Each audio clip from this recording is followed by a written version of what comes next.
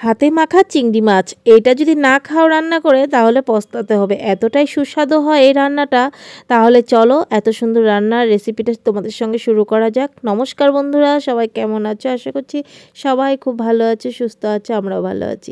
আবার নিয়ে চলে এলাম একটা সিম্পল রেসিপি। আমি সবসময় সিম্পল দেওয়ারই চেষ্টা করি বেশিরভাগ রেসিপি। যাই হোক, আজকে চিংড়ি মাছের একটু অন্যরকম রেসিপি বানাবো। আলুগুলোকে এভাবে কেটে নিয়েছি আর চিংড়ি মাছগুলোকে একদম কিন্তু আমি চোচাগুলো ছুলে নিয়েছি, চিংড়ি মাছের যে ছিলকাগুলো হয় আর কি।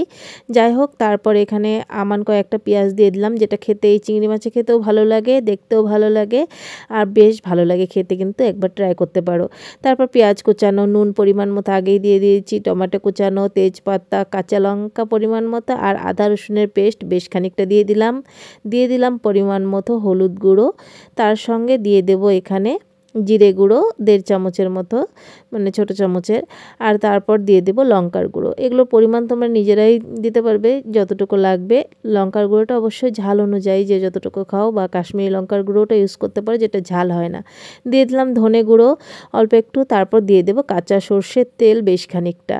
আর এই চিংড়ি মাছটা সত্যি বলছি অসাধারণ লাগে গরম গরম ভাতে বা রুটির সঙ্গে, একদম মানে লাজবাব লাগে।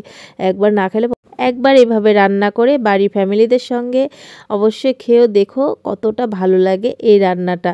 বলতেই হবে অন্যরকম কিছু একটা খেলাম, দারুণ লেগেছে। আর এখানে দেখো আমি ভালো করে কিন্তু এটাকে ম্যারিনেট করছি হাত দিয়ে। আর এটা যত ভালো করে মেখে নেব ততটাই কিন্তু স্বাদ হবে, মাখার উপরেও কিন্তু এই রান্নাটা স্বাদ আছে।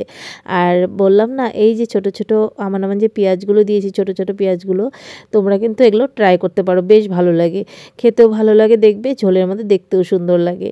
আমার তো এই পেঁয়াজগুলো খেতে বেশ ভালো লাগে, ছোট ছোট হয় আর ঝোলের মধ্যে একদম বোঝাই যায় না যে পেঁয়াজ দিয়েছি নাকি।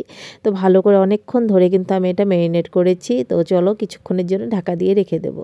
তো দেখো কত সুন্দর লাগছে না, কাঁচাটাই মানে দেখতে সুন্দর লাগছে, গন্ধটাও দারুণ বেরিয়েছে, একদম মাংসর মতো লাগছে। তো একদম গ্যাসের উপরে কড়া বসিয়ে দিয়েছি, কিন্তু আমি দেখাতে ভুলে গেছি ভিডিও করতে আর কি। কড়ার মধ্যে কিন্তু একদমই কিছু দেইনি, খালি কড়ার মধ্যেই কিন্তু যে ম্যারিনেটটা করে রেখেছিলাম চিংড়ি মাছের আর আলু দিয়ে, সেটাকে আমি ঢেলে দিয়েছি শুকনো কড়াইয়ের মধ্যে। তোমরাও কিন্তু এভাবে করবে। আমি ভিডিওটা সেই সময় আর তুলতে হয়তো শ্যুটটা হয়নি। যাই হোক, একটু নাড়াচাড়া করে ঢাকা দিয়ে দিলাম। কড়ার মধ্যে কিচ্ছু দিতে হবে না, ম্যারিনেটটাই মেন। কিন্তু ম্যারিনেটটা যদি ভালো করে করা যায় না, তাহলে এই রান্নাটার স্বাদটা একদম অন্যরকম হয়। কিছুক্ষণ পর চলে এলাম, দেখো তেলটা অনেকটাই কিন্তু ভেসে উঠেছে। তো আর একটু নাড়াচাড়া করে দেব। তো কিছুক্ষণ নাড়াচাড়া করার পর আবার আমি একটু সময়ের জন্য ঢাকা দিয়ে দেবো। প্রথমে একটু ভালো করে কষিয়ে নিতে হবে, আর এই রান্নাটা কিন্তু ভালো করে কষাতে হবে। কষালে দেখবে রান্নার স্বাদই আলাদা হয়। আর গ্যাসের আঁচটাকে অবশ্যই মিডিয়ামে রাখবে, তাহলে নিচেও লাগবে না, আর সেই রান্নাটার কিন্তু স্বাদটাও একদম অন্যরকম হবে, একদমই আলাদা হবে। কত সুন্দর লাগছে না কালারটা? দারুণ লাগছে। এই যে কষা কষা করেও কিন্তু তোমরা রুটির সঙ্গে খেতে পারো, দারুণ লাগে। এই তো আবারও ঢেকে দিলাম একটু সময়ের জন্য, যাতে নিচে না লেগে যায় সেই খেয়ালটা রাখতে হবে। আর কিছুক্ষণ পর আবারও উঠিয়ে নিলাম। দেখো অনেকটাই কিন্তু কষে এসছে, দেখে বোঝাই যাচ্ছে। যে গামলাটার মধ্যে আমি মেখেছিলাম সেইটাকে একটু ধুয়ে জলটা দিয়ে দিলাম, দিয়ে এই ঝোলটাকে আমি একদম শুকিয়ে কষিয়ে নেব, তাহলে আরও স্বাদ হবে। এইভাবে যদি রান্নাটা করতে পারো, সত্যি বলছি চিংড়ি মাছ যারা খায় না তারাও খাবে, এতটাই সুস্বাদু হয় এই রান্নাটা। একদমই আলাদা, একদমই সিম্পল, দেখতেই পেয়েছো কোনো ঝুট ঝামেলা নেই। দিয়ে দিলাম কয়েকটা কাঁচা লঙ্কা চিরা। আর এখানে এখন একটুখানি ঝোলটা বলো করতে দেবো, ভালো করে কষিয়ে নেব। তো দেখো অনেকটাই কিন্তু আবার কষে এসছে। কয়েকটা কাঁচা লঙ্কা পরে দিলে কি হয়, কাঁচা লঙ্কার যে গন্ধটা বেরোয় বেশ ভালো লাগে ঝোলের মধ্যে। তো দেখো তেলও ভেসে উঠেছে, কষানো হয়ে গেছে। দিয়ে দিলাম পরিমাণ মতো ঝোল। আর ঝোলটা দেওয়ার পর এখন একটুখানি নাড়াচাড়া করে ঝোলটাকে আমি বলক ওঠাতে দেবো। এটা যে গরম ভাতে কী যে ভালো লাগে খেতে, না খেলে পস্তাতে হবে, বললামই তো। হাতে মাখা চিংড়ি মাছ এইভাবে একবার অবশ্যই ট্রাই করে দেখো। ঝোলটা বলক উঠে গেছে, অনেকক্ষণ হলো। তারপর দিয়ে দিলাম লাস্টে ধনেপাতা কুচি। আর এখানে একটু ধনেপাতা কুচি দেওয়ার পর একটু নাড়িয়ে চাড়িয়ে নেব ভালো করে, যাতে কাঁচা ধনেপাতার গন্ধটাও পুরোটা ঝোলের মধ্যে ছড়িয়ে যায়। ধনেপাতার গন্ধটাই ভালো লাগে, ঠান্ডার দিনে ধনেপাতার আলাদাই স্বাদ হয়, তাই না? তো ভালো করে ধনেপাতাটা দেওয়ার পর আবার কিছুক্ষণ কিন্তু আমি বলক উঠিয়ে নেব ঝোলটাকে। তো ঝোলটা দেখো কত সুন্দর বলক উঠেছে না? এখনও মনে হচ্ছে আমার যেন জিভে দিয়ে জল পড়ে যাচ্ছে, এতটাই টেস্টি হয়েছে। হয়েছিল। আর দেখো পুরো টকবক টকবক করে ফুটছে, দিয়ে দিলাম লাস্টে একটু গরম মশলা। এখন গ্যাসটা অফ করে দিলাম আর এখন ঢাকা দিয়ে কিছুক্ষণ রেখে দেবো যাতে গরম মশলার পুরো গন্ধটা পুরোটা ঝোলের মধ্যে ছড়িয়ে যায়। সেই জন্য ঢাকা দিয়ে রেখে কিছুক্ষণ পর নামিয়ে নিলাম। হাতে মাখা চিংড়ি মাছ, একদম সিম্পল অ্যান্ড টেস্টি খাবার, দারুণ লাগে। তাহলে চলো একবার ফাইনাল লুকটা দেখিয়ে দেই। দেখো তো বন্ধুরা কেমন হয়েছে হাতে মাখা চিংড়ি মাছটা। আশা করছি তোমাদের ভালো লেগেছে দেখে।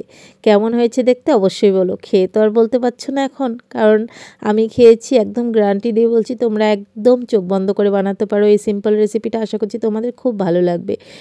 দেখো গোটা পেঁয়াজগুলো কি সুন্দর ভেসে আছে না, বেশ ভালো লাগছে, খেতেও অসাধারণ লেগেছে এই পেঁয়াজগুলো। আর বন্ধুরা তোমাদের যদি এই সিম্পল রেসিপিগুলো ভালো লেগে থাকে প্লিজ চ্যানেলটা সাবস্ক্রাইব করা না থাকলে সাবস্ক্রাইব করে আমার পাশে থাকার অনুরোধ করছি সবাইকে। আর একটা করে লাইক করে দিয়ে সবাই আর কি কোথা থেকে দেখছো, রেসিপিটা কেমন হয়েছে একবার প্লিজ কমেন্ট করে আমাকে জানিও। আর ফেসবুক পেজ থেকে যারা দেখছো ভিডিওটা প্লিজ ফেসবুক পেজটা ফলো করা না থাকলে ফলো করে আমার পাশে থাকার অনুরোধ করছি। আর ভিডিওগুলোকে একটা করে লাইক করে দিয়ে সবাই, আর একটা করে কমেন্ট করো, তাহলে আমার খুব ভালো লাগবে। তাহলে সুন্দর রেসিপি, সিম্পল রেসিপি তোমাদের সঙ্গে আমি শেয়ার করতে পারবো। আর আজকের এই রেসিপিটা কেমন হয়েছে কমেন্ট করে কিন্তু অবশ্যই জানিও। তাহলে চলো একটু গরম গরম ভাতে এখন ঝোল দিয়ে এই হাতে মাখা চিংড়ি মাছটা দিয়ে খেয়ে নেই। কি দারুণ লাগে, আর দেখতে অসাধারণ হয়েছে যেমন খেতেও অসাধারণ হয়েছে। তোমরা না খেলে কিন্তু পস্তাতে হবে। এই সিম্পল রেসিপিটা অবশ্যই একবার ট্রাই করে দেখো, হাতে মাখা চিংড়ি মাছ। আর আমাকে এসে এই ভিডিওতে কমেন্ট করে বলো কেমন হয়েছে।